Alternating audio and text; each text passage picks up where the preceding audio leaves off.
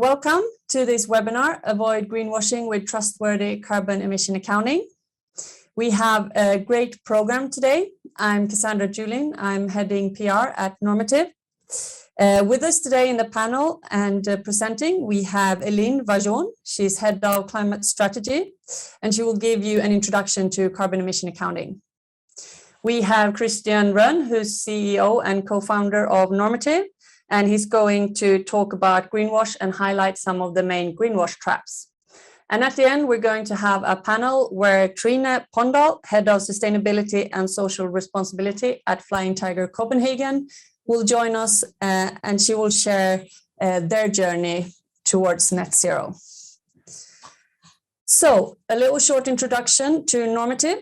Your host today is Normative, and we are a carbon emission accounting engine. We help businesses reach net zero through measuring and reducing their emissions in an accurate and scientific and truthful way.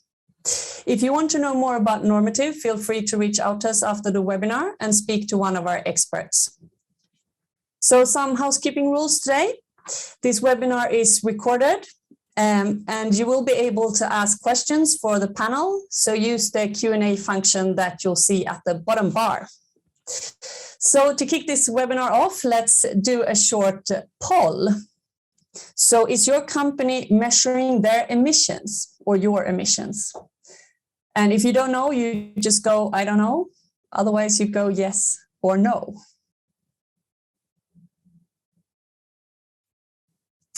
It's going to be exciting to see what we have. We're getting a couple of hellos in the chat, so great to have you here, everyone. We're very pleased to have you joining. All right, should we see if we can get the results from the poll?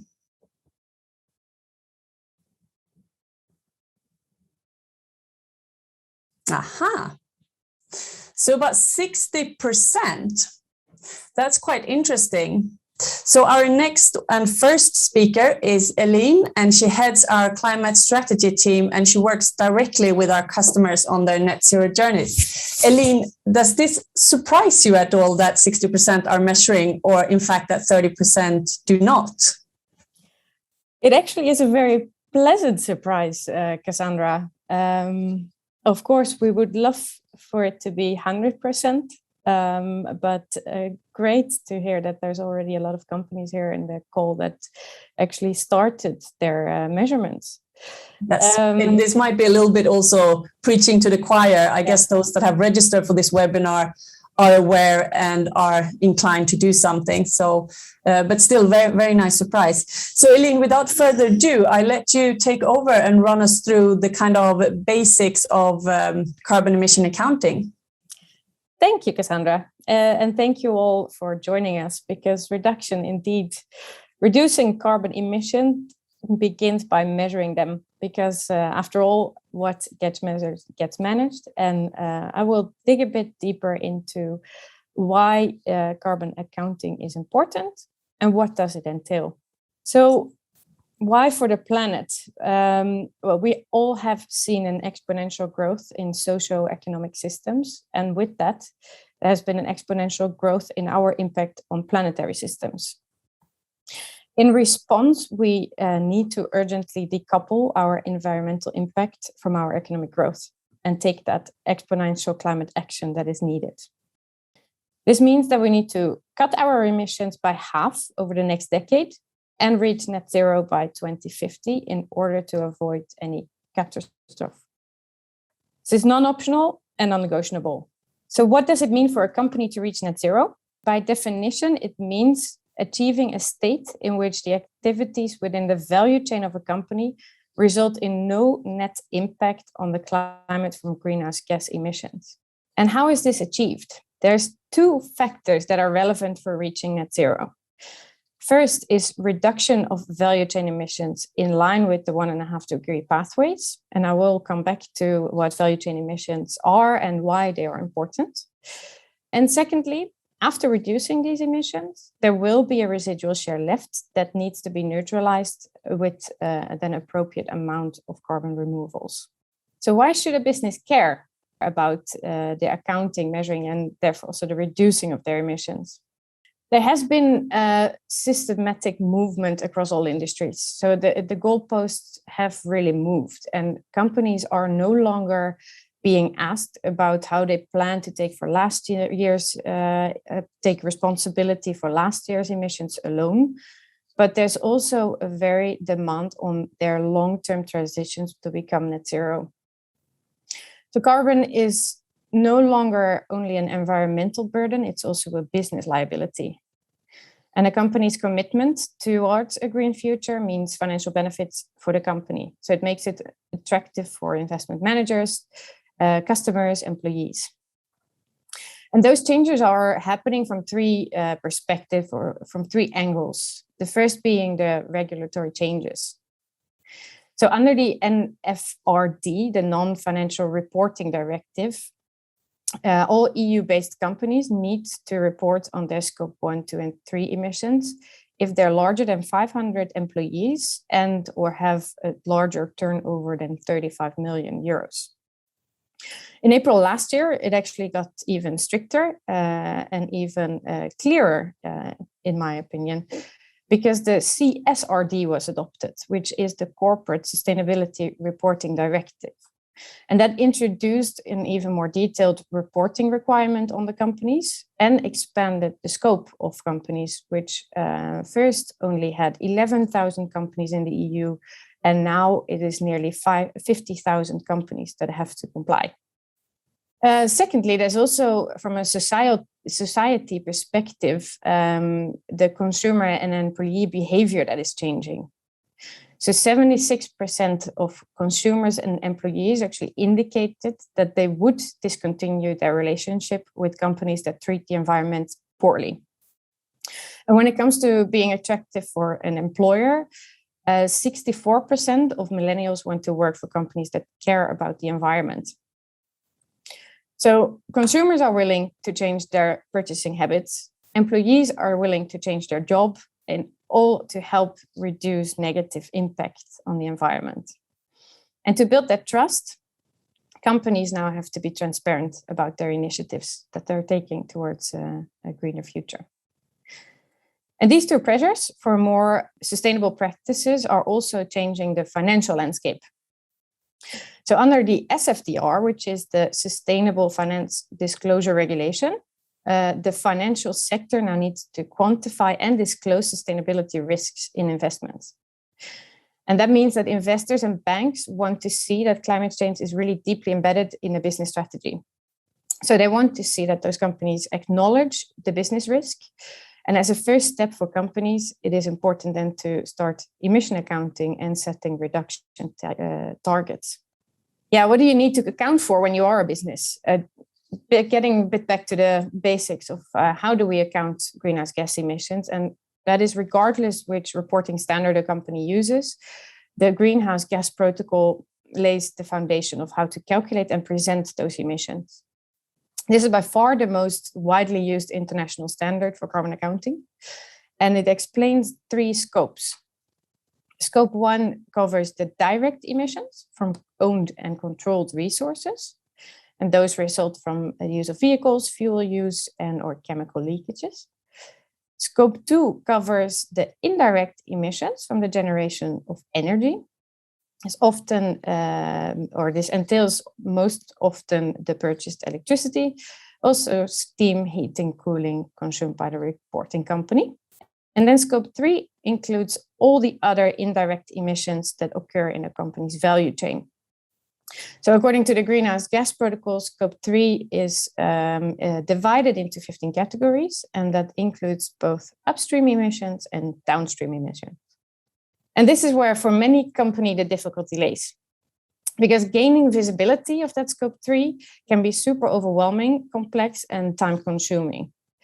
The reality also here is that less than 5% of companies actually accurately account for their scope 3 emissions. While in the majority of these cases, more than 90% of the company's emissions are located in this value chain. And therefore, suppliers do play a crucial role in quantifying and reducing emissions on a global level. Under the CSRD that I mentioned before, 50,000 companies in the EU now need to take this share also into consideration, which is actually a good thing for both the companies and the environment. Because with 90% of companies' emissions being located in the value chain, there are actually a number of opportunities associated with measuring Scope 3 emissions. Often the size of Scope 3 emissions is surprising to companies. And by assessing these hotspots in your value chain, you get actionable insights into top emitting suppliers in comparison to and each other, but also linked to a field of business that they are operating in. And this allows you then to take action where it matters. You can engage with your top emitting suppliers, you can identify energy efficiency opportunities, and implement cost reduction initiatives. To close off, carbon accounting and reaching net zero is both a journey and a destination for companies. This definitely starts by getting an accurate baseline based on science and then finding the hotspots where you can make an immediate difference. Based on those hotspots, you can then go into depth and understanding your emissions more clearly, define goals and clear actions for reduction. Then ultimately, you do need to assess, you do need access to high quality carbon removal investments and properly vetted projects to balance those remaining emissions and to protect you against greenwashing. Thank you. Thank you, Elaine. The one thing that sticks with me from your presentation that we talk a lot about at Normative is the 90% of the emissions being located in the supply chain. Christian is going to touch a little bit more upon this when it comes to kind of the greenwashing traps. And I think one of them is definitely related to the supply chain and being able to capture those scopes.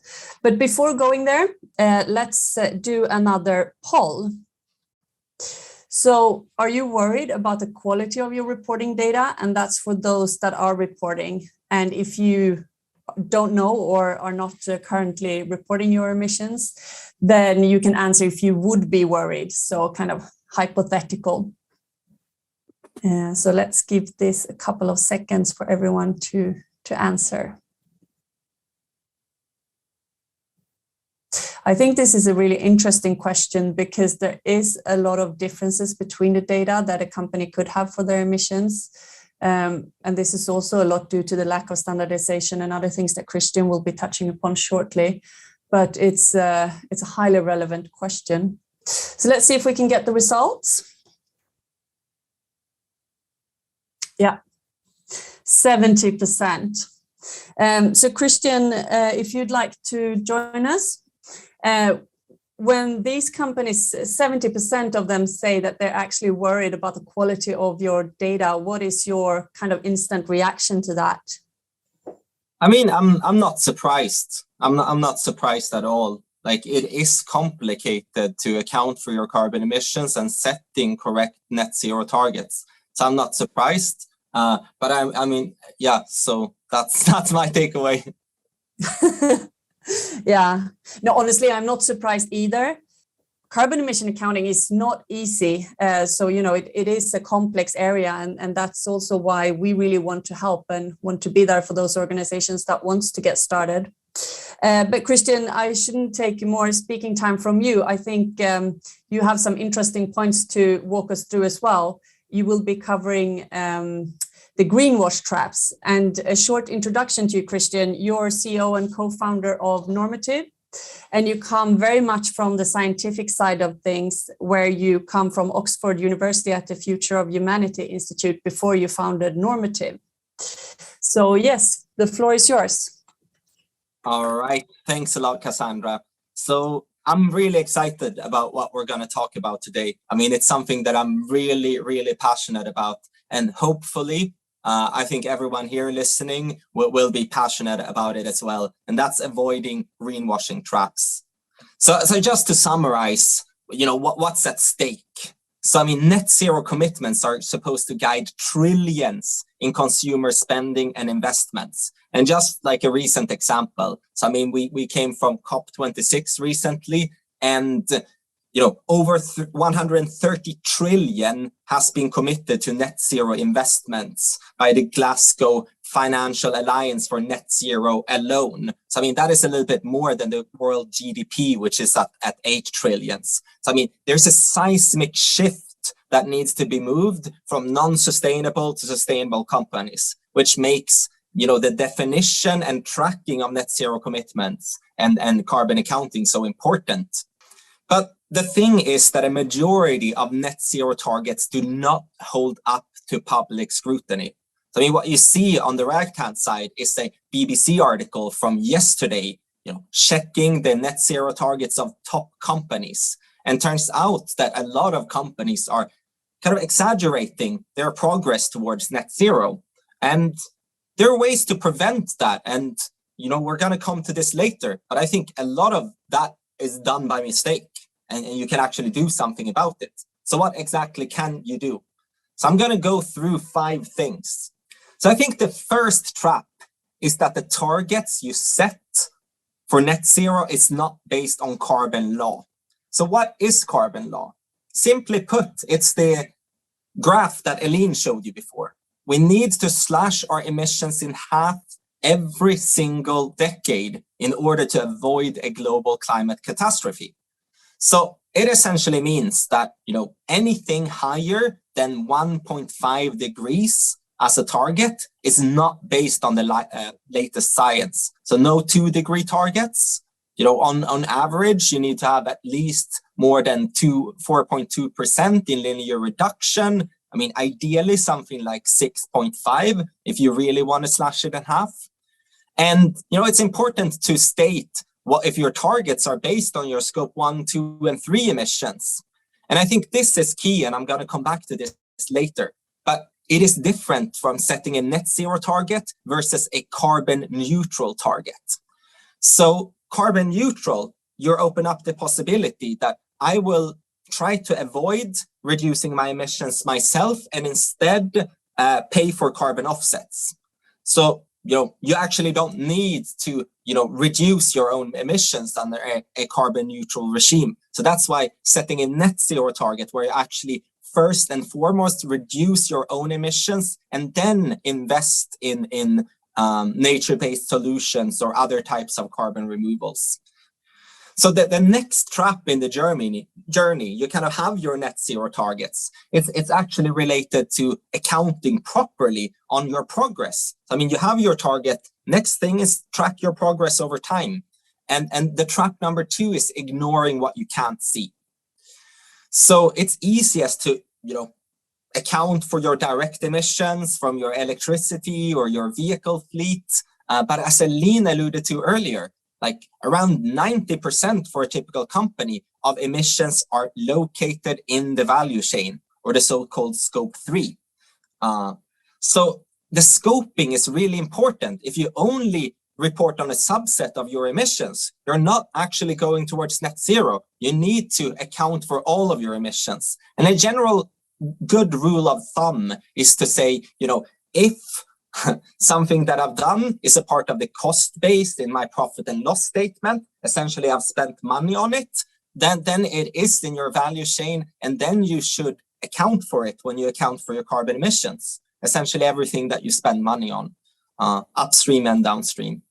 Trap 3 is low quality data. So the previous trap was around scoping, including everything in your carbon calculations. But then the accuracy of the calculations matter. So, I mean, there's a saying, garbage in, garbage out, and it very much applies to carbon accounting and carbon calculations as well.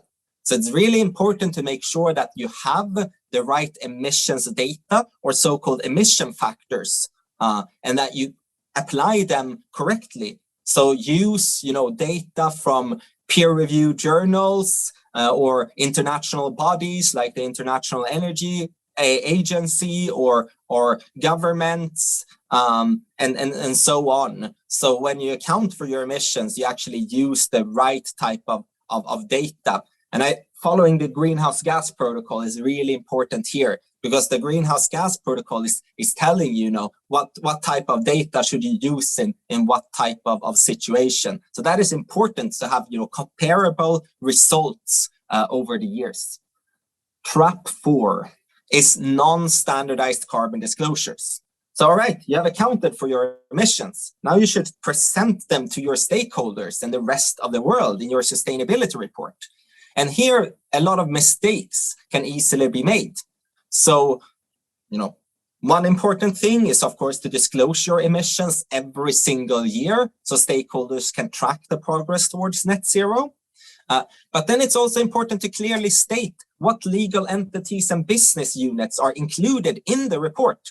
I mean, if you are a large organization with lots of subsidiaries, it's important to properly scope what is included and what is not included so people understand it.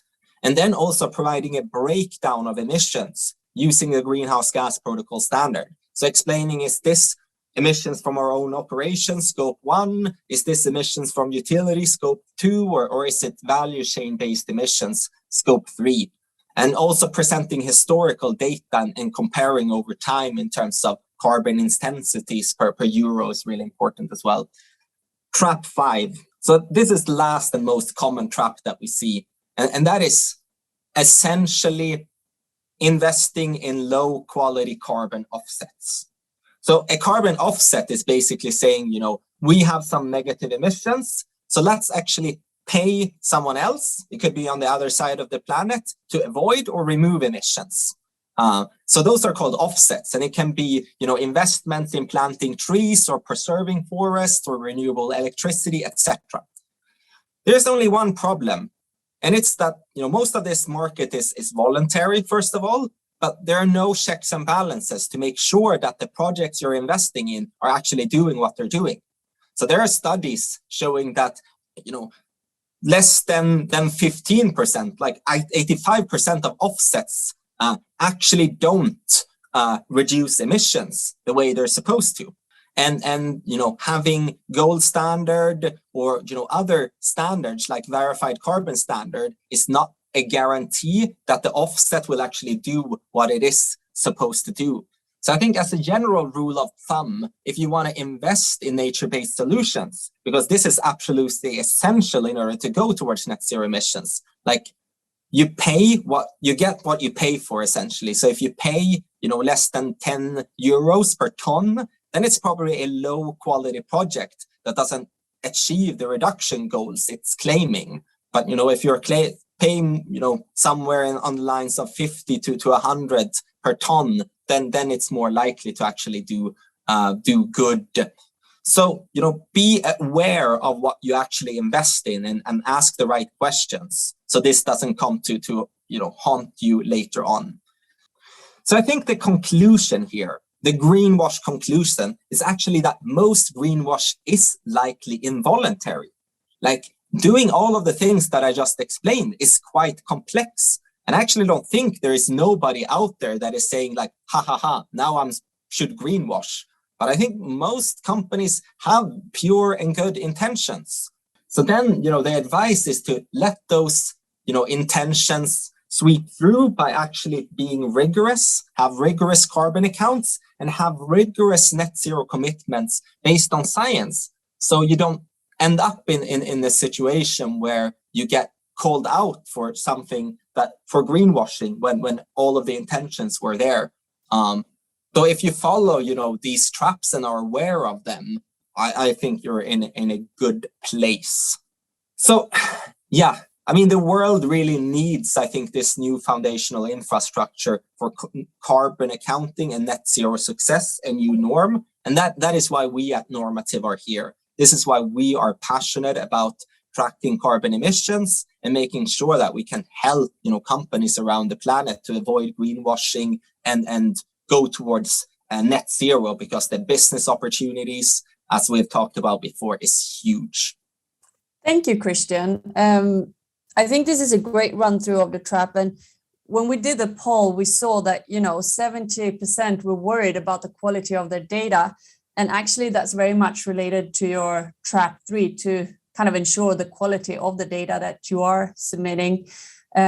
Just a general reminder to everyone that use the Q&A function to post your questions. We're going to have some time to address them right now. But following up on that, I saw a question coming quickly about, all of some may not have the possibility to report, for example, to distinguish between organic and non-organic milk or whatever it can be.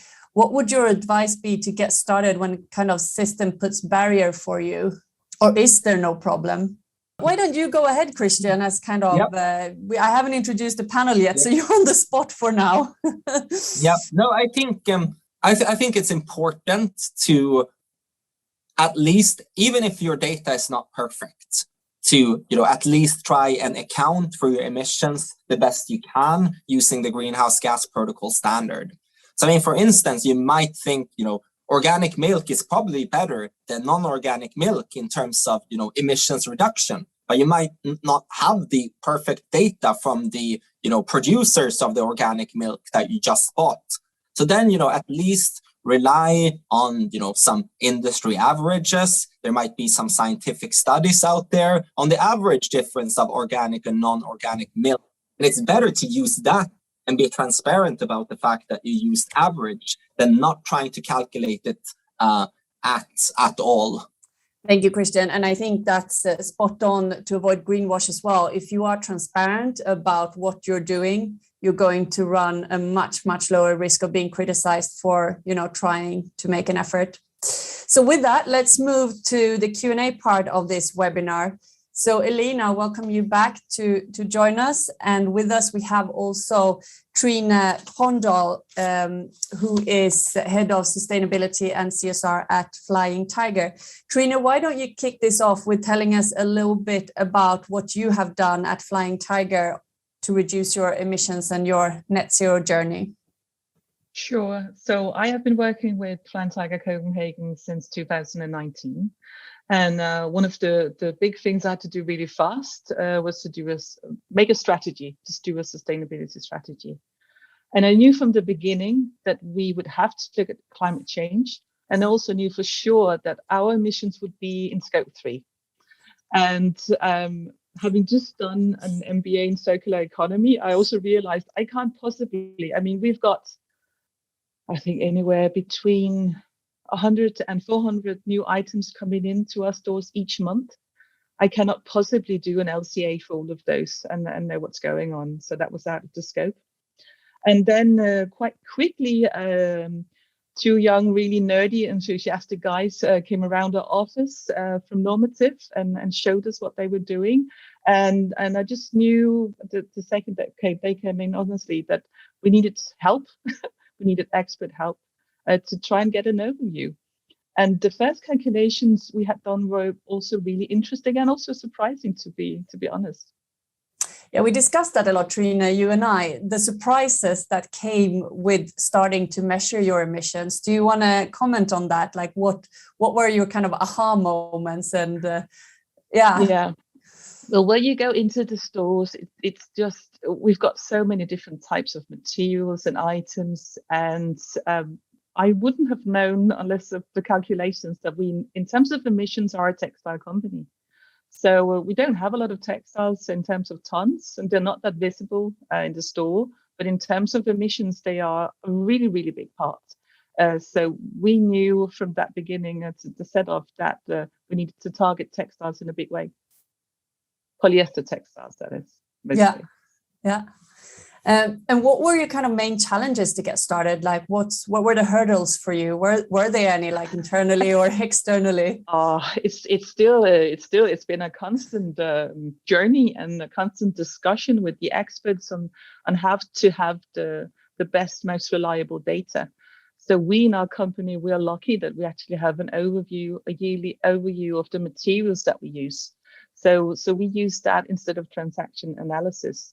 But then when it comes to something like IT services, we use the transaction analysis. So it's just we're building the database as we go along. We just now, I think during the last few months, included the food categories that we have in our calculations. And we started out with having just an average for that emission factor, but it's much more fun to be able to divide it and to know if jelly bears or where's the back and whatever, chips. Excellent, thank you. So we've got questions rolling in now. There's a lot of questions coming in relating to double counting, and that relates to what we talked about when it comes to scope 3. Maybe Christian, you want to react to that concern from organizations or companies worried about doing double counting when they include the scope 3 emissions? Yep, it's a very interesting and relevant question. I think a reason why it's called scope 3 is essentially to say, if my value chain might overlap with someone else's value chain. So essentially, I might buy, products and services that are similar to what someone else is buying, either further down the same kind of value chain path.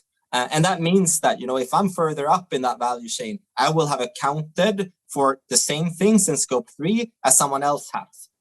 But I mean, that's not a problem. That's why you need to be clear around the distinction between scope 1, 2, and 3 when you disclose your carbon emissions, because the sum of all scope 1 emissions should add up to the total emissions in the world.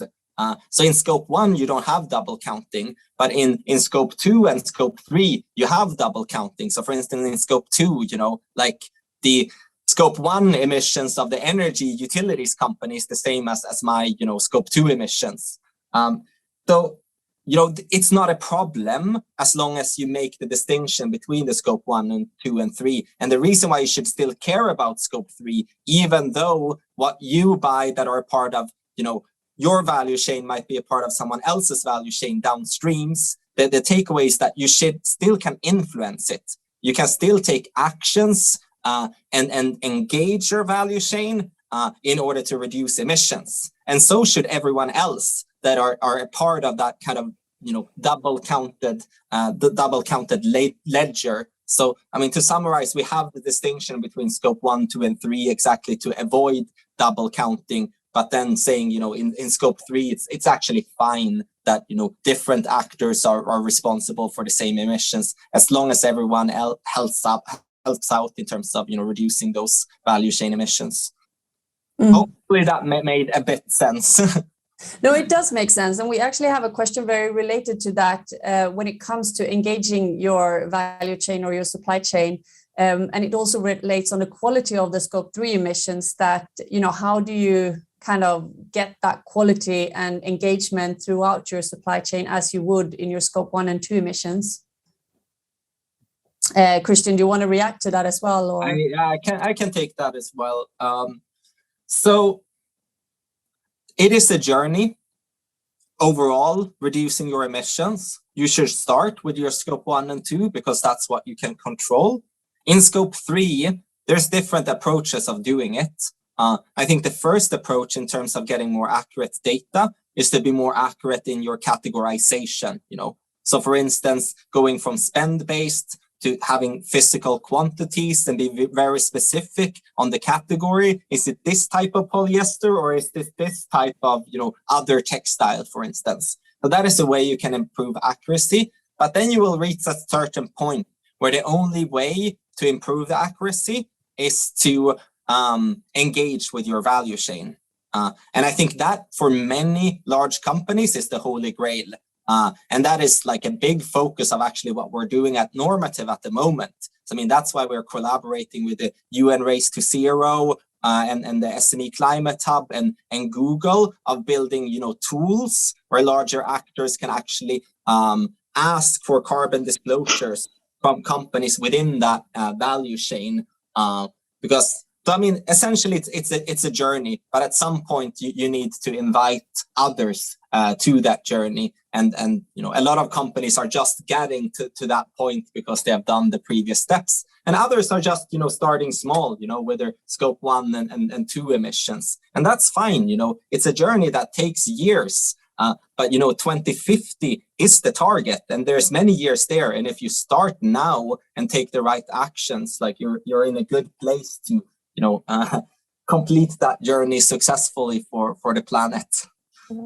Yeah, I'm going to get back to that because there are a couple of questions on the net zero journey as well. But before jumping onto that, Eileen, you work a lot with our customers, helping them set a strategy to reach net zero and reduce emissions. What are some of the common surprises or learnings that you've seen that would be good to share in this forum for others to take part of? Yeah, definitely. And I just indeed opened my mouth to add to Christian as well what he was saying. What I think the biggest surprise is for our customer is the size of Scope 3, that it's actually way more encompassing than just the things that you would grasp from a first initial thought, which is often business travel, employee commuting. And these are super important, but in many of the cases, it actually turns out to be negligible, maybe 1% or 2% of the total Scope 3 emissions. So that is super surprising, and that's also where we would like to start with that hotspot analysis. So where do you actually make a difference when you look at your Scope 3, and where do you want to get into more detail? In this case, it might actually not be business travel because it's such a little percentage of the total. Where you would rather look into also what Trina was saying, look into your purchased goods and services, which is one category out of the 15 categories, which often turns out to be a very large one for many companies. And then for manufacturing companies, transportation is a huge bulk of their emissions. So how can we get into more detail in that specific area and make an actual change there by getting more accurate data from the start? Yeah. Are these hotspots quite generic across industries, or do the hotspots you speak about very much depending on if you're kind of a producer or a service or kind of what type of company that you're running? Yeah, they vary a lot. So it varies across a sector and industry. I would say there is one general rule of thumb that the Scope 3 emissions are the largest, not for energy-related companies. But then what the problem areas are, so to say, those vary very much across industry. Yeah. Trina, do you want to give a little bit more information on your kind of emissions and reduction plans? Like, how much were you actually able to say? Maybe you can't give us a number, but maybe to give us kind of a visual of your journey and kind of what it's meant to you to be able to measure, like what that's given to you. Sure. So, like Edine said, our Scope 3 is 97%. So actually, for us to even, I mean, we do have targets on Scope 1 and 2. That's fine, but for me, that's not where the change will come from. And for us, for sure, it's getting rid of plastic. That's the highest factor at all, and we're working on it. And we just looked into the numbers from 21. So in a bit more than a year, we've managed to cut more than 20% of the plastic that we used in products. And we don't have the emission data for it yet because Normative is working on it for us. But I'll be really happy to be able to show that to the outside world, because that's where the change is. The packaging team that I have also been able to reduce the plastic used in packaging by almost 30%, and also in a bit more than a year. So that's where the change is happening. The change is happening with us using more recycled materials. We're going straight to the materials. And that's actually also, I think, in terms of a really big retailer like us, we've got 1,000, 2,000 factories that supply to us each year. For me to deal with them individually and make sure they use more renewable energy in their production or to do that, I can't do that. But what I can do is to look at the materials and make the change happen there. And that's also really, I urge for all companies to look at Scope 3. It's fine with Scope 1 and 2, but if you really want to make changes, and it's such a pleasure to be able to cut these numbers. And the whole company is happy about it. So that's really fantastic. Yeah. But there is questions coming in as well. And I think maybe you can continue here, Trina, regarding how much time it requires to start, measure and reduce. And I guess that's one of them. How long is the string? what you put in is also a little bit what you get out. But have you found it completely overwhelming, or like using someone like Normative, does that kind of save you a lot of time? Well, if we didn't have experts to help us, we would drown. I don't know how many employees I would have to do the LCA calculations. So for sure, the right partner is everything, and it was everything to us. But then, well, the two latest additions that I've made to my team have been a data expert and a data scientist. So, I mean, we are hugely data driven, and it is for experts to look at. The complexity is enormous also in our own systems. So it is for sure time consuming. It's not something that you can easily do, not if you really want to dive into it. But what we have also found is that to use those insights as a tool is fantastic. That's why the change has come. It is to be able to show the buyers that, look, if you change this plastic dice in this product, which we sell 100,000 of, it amounts to this amount in tons of CO2. And then you can see the buyers start to take action. So it wouldn't happen without the insights and the data and a lot of work. That's really cool. So turning it around on the Normative side, there's also questions on how fast they can get their data from starting to commit and starting to report, and kind of how fast that track to get on the journey is from our end. Do you want to comment on that, Elaine? Yeah, definitely. I think the method that we use from the start allows a lot of companies to start quite quickly, because it's data that every company has in their ERP system. We make a first assessment based on transactions, and this is data that companies need to report on an annual basis to be a legal company, so to say. So translating that information into emissions and then start to work from there. And again, to just highlight that it is a journey. The spend, so calculating emissions on spend is a great starting point. And then we'll build upon it year after year together, like with Trina, to get more accurate as you mature more. So in hours, I cannot express it. It depends on the company, of course, but I think starting off can be fairly easy. And we get question also how far we can reach in our calculations. Can we go all the way down to kind of employee specific data? I think they're kind of thinking probably travel to work and kind of how your employees affects your company's total emissions. Definitely. There's different data points needed for different categories, but in essence, we can calculate a full scope 3, meaning all the 15 categories.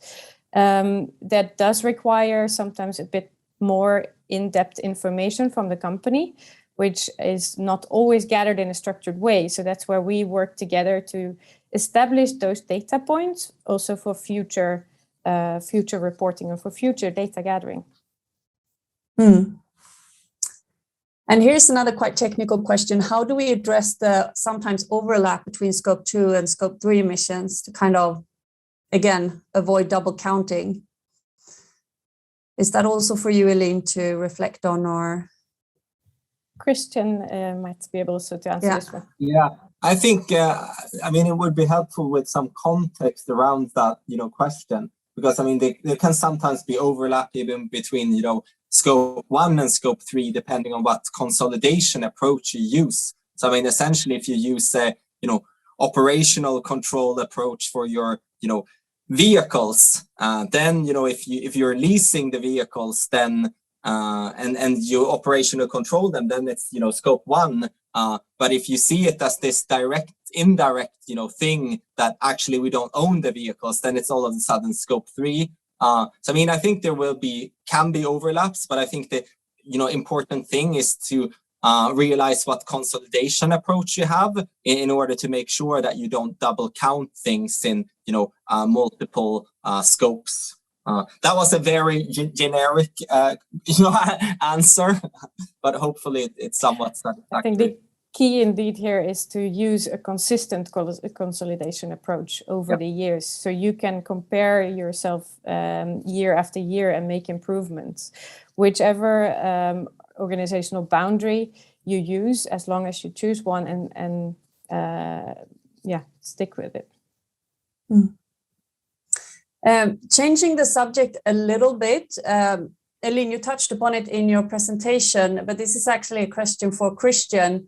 How have you seen the kind of legislative framework and the kind of top-down steering on carbon emission change in the past years, and what do you expect in the future coming? Yes, a lot has happened. I mean, we have been doing this for, 8 years as a company, and I've been doing this, for more than a decade.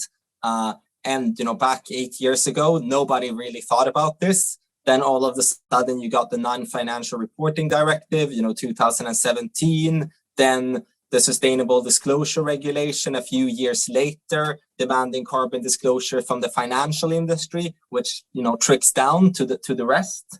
So I think this importance of carbon disclosure is gaining a lot of momentum. And we have individual countries other than the European Union. So we just had Singapore, a couple of days ago that affects, 1,000 companies, close to 1,000 companies. So it's, this momentum is not going away. And I think it's based on the simple logic that even though it's governments that come to COP, the UN climate conference to set targets, it is companies within the jurisdictions of the governments that has to get net zero done, because it's the companies that are the polluters of greenhouse gas emissions.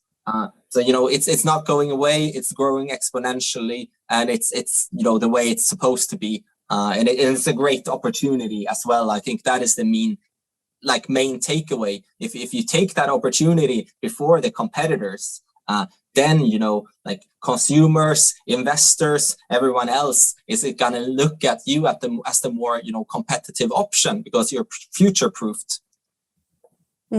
Does it matter which industry you operate in? I mean, the legislation looks a little bit different. So, for example, the kind of finance is further ahead than I would say other legislation. Is there any industry which industries would you say are more heavily affected by legislation than others? I mean, of course, it's the industries with a lot of Scope 1 emissions. So, a few of them got regulated, back when we had, the Kyoto conference and the Kyoto protocol. That legislation has not been heavy, but, it has been at least, mandatory reporting on your carbon emissions if you produce a lot of energy. But, what we see now is a shift where, Scope 3 really starts to matter, because it is in the end, if it comes down to consumer pressure and the pressure of the supply and value chains. So, right now, I'm just going to take Sweden as an example. And maybe I'm switching topic now a little bit. But, we Swedes tend to think of ourselves as, being very sustainable because we have a really very renewable energy grid with a lot of hydropower. But if you look at the consumption-based footprint of the country of Sweden, all of the goods that we take in from other countries where they're not as sustainable, we're actually one of the worst countries in the world when it comes to the emissions. And that is all, due to Scope 3. So, we have a enormous role to play. Big companies in terms of, making sure that the suppliers provide us with the right, most sustainable options. So for instance, going back to the dyes out of plastic, change that to wood or another material that is more sustainable. Thank you, Christian. Trine, going back to you and the dyes that you've talked about, what would your recommendation be? You touched a little bit upon looking at materials. But overall, for businesses that haven't come so far, that just wants to get started, what is your recommendations for them to kind of make that move? Well, actually, a little bit back to what also Eline was talking about try to do a really quick calculation based on whatever data that you have. Use the transactions from the financial system. Just get some kind of an overview so you know what to target, because otherwise you're just fighting in the blind, and you don't want to do that. So you really try to get an overview and get some expert help, because otherwise, unless you get just 2 products on the shelf, to try to get that overview was going to take too much time, honestly. Excellent. And Eline, if you want to give some kind of final recommendations to businesses to get started, what would that be from your perspective? It's very aligned with Trine. I think there are many companies, luckily, already starting this journey and these calculations, but highlighting the value chain engagement here as well. You can have an influence on your scope 3 and on your suppliers. So the main goal is to action the whole chain, where we go back to the source, and we all have an influence and we all have a stake in this matter. And taking that responsibility, which starts by measuring, is the main thing I would want to share with companies. Yeah. And Christian, from your perspective, I know you spoke a lot about, the value chain engagement and the kind of avoiding greenwash. So for companies to dare to get started, what is your kind of final recommendation? Yeah, I think it's very similar. You need to account for your carbon emissions, and I think you need to set a target as well. I mean, I know sometimes setting a target feels hard if you don't know that you can actually achieve it. But there is plenty of time. The entire world has the same problem as you have. So I think setting a rigorous target based on science, but on the backbone of accurate data, I think that is the way to do things. And then realizing that this is a journey, but as long as you stay on the path and reduce your emissions linearly with 4.2 or between that or 6%, then I think you're doing good. And it is absolutely possible. It is not impossible. The technologies are there to solve the issues. It's just investing and having the right relationships with your suppliers to use those technologies instead of the more polluting technologies. Thank you. So thank you to our panel, Trine, Eline, and Christian, for sharing your expertise and knowledge. And thank you to everyone who has participated today. We've run out of time. This webinar has been recorded, so we're going to try to make it available also for your colleagues, or if anyone missed it. If you want to know more about carbon emission accounting, feel free to book a demo with one of our experts, and we can run you through our solution and how it works. And we also received a bunch of questions that we weren't able to cover during this webinar. So we're going to try to reach out to you also to get those answered in due time. So with that, huge thanks to everyone, and I wish you all a nice rest of the day. Thank you, Cassandra. Thank you. Thank you.